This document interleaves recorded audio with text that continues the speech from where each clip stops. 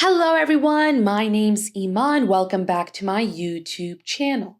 In today's lesson, we're going to cover three important topics: miscibility, salt dissociation in water, and gas solubility. Let's start with miscibility. Miscibility tells us whether two liquids mix into one uniform phase or separate into layers. The guiding idea is that liquids mix well when the new interactions they can make with each other can replace the interactions each liquid had with itself. This is what we mean by like dissolves like. And what really matters is the match in intermolecular forces. Liquids that can make the same kinds of interactions with each other tend to mix. Let's expand on that a little bit. Nonpolar liquids, they're going to be miscible with other nonpolar liquids because both are stabilized mainly by dispersion forces. Nonpolar liquids generally do not mix with polar or ionic liquids because weak dispersion interactions cannot replace the strong dipole or hydrogen bonding interactions that polar liquids rely on. Then, based on the same idea, polar liquids are going to be miscible with other polar liquids because they can trade one set of dipole or hydrogen bonding interactions for another without losing stability. This is why water mixes with methanol. They're both polar, and why polar solvents can dissolve salts through strong ion dipole attractions. Now, if you try to mix water with, say, a hydrocarbon, which is nonpolar, that usually fails because the new interactions are too weak to compensate for the hydrogen bonds you would disrupt in water. With that being said, let's review some ideas that are going to help us determine whether a molecule is polar or nonpolar. To decide whether a molecule is polar or nonpolar, there's two things to keep in mind: bond polarity and shape. Electronegativity differences create polar bonds, and the three-dimensional shape determines whether those bond dipoles add or cancel. Polar molecules are typically asymmetric and they contain polar functional groups, which give rise to a permanent dipole. Many polar molecules can also engage in hydrogen bonding. Now, for this course, it's going to be helpful to remember some common examples of polar molecules. This includes sugars, alcohols, ammonia, hydrogen fluoride, and acetone. On the other hand, nonpolar molecules do not have a permanent dipole. Nonpolar behavior is typical for hydrocarbons like hexane, octane, and benzene, and they're highly symmetric molecules where the bond dipoles are going to cancel. Examples of this point is carbon tetrachloride, borane, and carbon dioxide. In addition, some molecules have a polar part and a nonpolar part. We call this amphiphilic. Classic examples are soaps and phospholipids that assemble into micelles or bilayers in water. Let's go ahead and test what we just learned with a quick concept check. This first problem says, which of the species below would be expected to be the most miscible in benzene? Remember the rule: like dissolves like. Benzene is a nonpolar hydrocarbon, so it will dissolve nonpolar molecules best. So let's keep that in mind and work through the answer choices. A says decane. This is also a hydrocarbon and it is nonpolar. It matches benzene's intermolecular forces, so they're going to mix well. In fact, A is the correct answer for this problem, but we're still going to work through B, C, and D. B says sugar. Sugars are highly polar. They have multiple hydroxyl groups that hydrogen bond, so it's not going to dissolve benzene. C says hydrogen fluoride. This is polar and it participates in hydrogen bonding. Again, not going to be compatible with benzene. Finally, D says methanol. Methanol has a polar hydroxyl group, so it mixes better with other nonpolar molecules like water than it would with benzene. So the correct answer here is going to be A, because both benzene and decane are nonpolar hydrocarbons. Let's tackle the second one. The second question says, rank the following compounds by miscibility in water. We have hexane, methanol, and propanol. Now, water is a polar solvent, so we want to compare how well each substance can interact with a polar solvent. We'll start with hexane. Hexane is a nonpolar hydrocarbon. It has no dipole and it cannot hydrogen bond, so it is essentially insoluble in water. Methanol is very polar and it forms strong hydrogen bonds with water, and that's going to make it highly miscible. Then there's propanol. This is somewhere in between hexane and methanol. It has a polar hydroxyl group that can hydrogen bond, but it also has a longer hydrocarbon chain that makes the molecule a little bit less polar overall. So in other words, when we're comparing methanol and propanol, both are polar and completely miscible with water at room temperature, but propanol's extra CH2 groups increases nonpolar surface area in the molecule, which reduces its miscibility in water in comparison to methanol. So the ranking from least to most miscible in water is hexane, propanol, and then methanol. With that, let's move into our second topic. Here we're going to discuss the dissociation of salts in water. Our goal here is to set up ideas that we're going to use in later discussions on equilibrium, Le Chatelier, and Van Hoff plots. Now, whether a salt dissolves spontaneously at a given temperature, that's decided by Gibbs free energy. For a solution, we can write delta G of solution equals delta H of solution minus T times delta S of solution. If delta G is negative under the conditions, then dissolution is favored. With that being said, I want to further discuss the entropy and enthalpy terms for solution. We're going to start with entropy.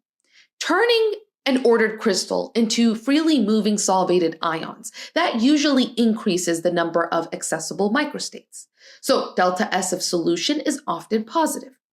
That's not to say there aren't exceptions, but the general trend for ionic solids is an increase in entropy when solids dissolve. Next, let's look at the enthalpy of solution. The enthalpy of solution is the sum of two contributions. The first contribution is the lattice dissociation enthalpy.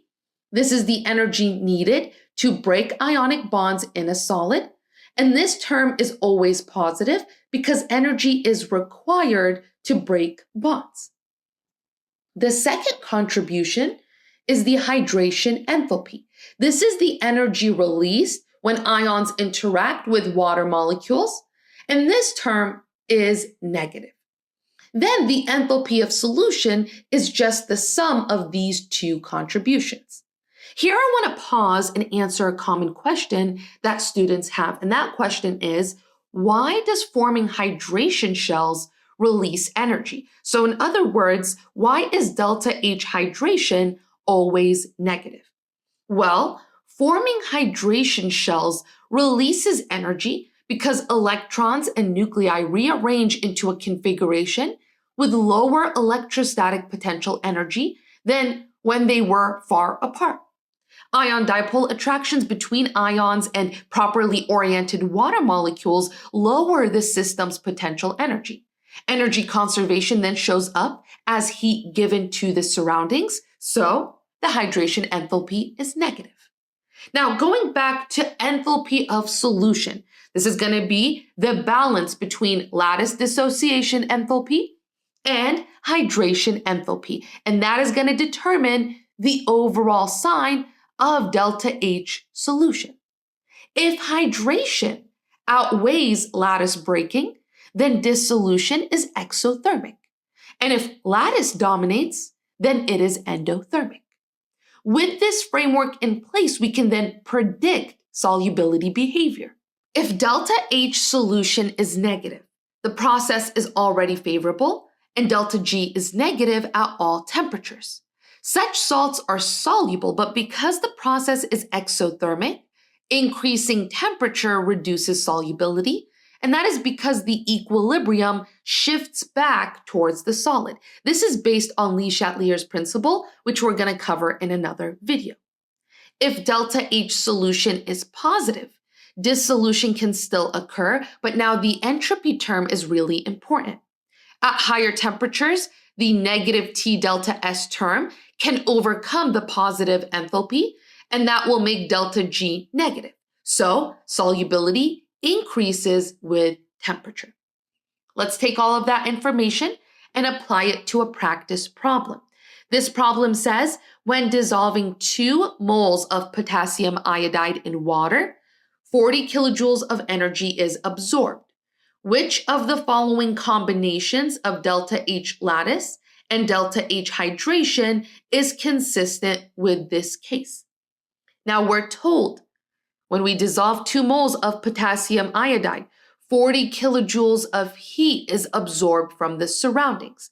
That means delta H of solution is positive 20 kilojoules per mole, right? Because we're dissolving 2 moles, so 20 kilojoules per mole for a total of 40 kilojoules of heat that was absorbed. Now, we want to determine which combination of delta H lattice and delta H hydration is consistent with this case. Here we want a positive number that is the sum of a positive lattice term and a negative hydration term. A lattice enthalpy of plus 670 and a hydration enthalpy of minus 650, that adds up to plus 20. And that is consistent with the observation made in this problem. Values with both numbers being negative would be incorrect because remember, delta H lattice is always positive, delta H hydration is always negative, and the same logic is applied for a set of numbers that are both positive. It doesn't follow our rule for signs for delta H lattice and delta H hydration. So the correct answer here is going to be C. Finally, we're going to discuss gas solubility. To start, I want to cover the 3 kinds of gas interactions that can happen with water. The first type is a reaction with water. So some gases chemically react with water, which increases their solubility. For instance, carbon dioxide reacts with water to form carbonic acid. Hydrogen chloride reacts with water to form hydronium and chloride. So instead of just physically dissolving, the gas is actually consumed in a chemical reaction with water, and that drives more gas into solution. The second type of interaction is based on polarity, and this follows the principle of like dissolves like. Polar gases will dissolve better in polar solvents like water. The third type is inert or nonpolar gas interactions with water. These gases like oxygen, nitrogen, or hydrogen, they dissolve only weakly in water because there is very little attraction between their molecules and water molecules. Now, with that in mind, let's dig deeper into what drives these trends. Let's start with the effect of temperature on gas solubility. For most air-like gases dissolving in water, there are 2 things to keep in mind. First, the enthalpy of solution is negative because attractive interactions with water form. And the second thing is that the entropy of solution is negative because we're going from freely moving gas to a liquid. With both terms being negative, warming the system makes dissolution less favorable. So in plain words, most gases are more soluble in lower temperature. And this idea actually helps us understand a couple of real-life observations. First, when you have a pot of water that you warm up on the stove, the first tiny bubbles on the metal are not boiling. They're actually dissolved air leaving because gas solubility drops as the water heats up. Another cool observation is fish prefer colder water. Why is that? Because colder water holds more dissolved oxygen than warm water, so there is more oxygen available for respiration. In lakes and ponds, warm, stagnant conditions hold less oxygen. So oxygen can actually become scarce and the ecosystem can shift towards organisms that tolerate low oxygen conditions, which is one reason blooms can occur in warm seasons. We can also discuss the effect of pressure on solubility. Here I want to mention Henry's law, but I'm going to keep it conceptual. Henry's law says that the solubility of a gas in a liquid is directly proportional to the pressure of that gas above the liquid. So in simple terms, the more gas molecules you push down on the surface of a liquid, higher pressure, the more of those gas molecules get forced into the liquid and stay dissolved. If you reduce the pressure, the dissolved gas escapes more easily back into the air. This idea is going to help us understand a couple of real-life observations. So in sodas, carbon dioxide is dissolved in the liquid under high pressure. When you crack open a cold one with the boys, the pressure above the liquid drops suddenly and carbon dioxide starts escaping. For deep sea diving, at high pressures underwater, more nitrogen dissolves in the blood. And if a diver were to come up too quickly, the pressure drops fast and nitrogen bubbles out. And that's going to cause something called the bends. Now that we've covered the theory of gas solubility, let's apply it to a practice problem. This problem says, which of the following statements about soluble gases is true? Let's work through each option. A says ammonia is a soluble gas that is non-polar. This is incorrect. Ammonia is actually a polar molecule because of the lone pair on nitrogen and the bond dipoles. Its polarity is what allows it to hydrogen bond with water and dissolve well. So A is false. B says hydrogen chloride is a soluble gas that reacts with water to form hydrogen gas and chlorine gas. This is not true.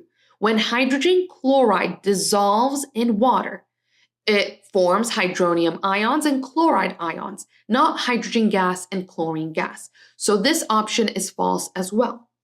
C says carbon dioxide is a soluble gas because it is polar. This is misleading. So first and foremost, carbon dioxide is a nonpolar molecule overall, but it does dissolve in water. The reason is that it reacts with water to form carbonic acid, not because of polarity. So C is false as well, and that leads us to option D. D says hydrogen bromide is a soluble gas that is polar. This is correct. Hydrogen bromide is a polar molecule, and when it dissolves in water, it ionizes to form hydrobromic acid. So the correct answer here is D. And with that, we've completed this lecture. I hope it helps. Please let me know if you have any questions, comments, concerns down below. Other than that, good luck, happy studying, and have a beautiful, beautiful day.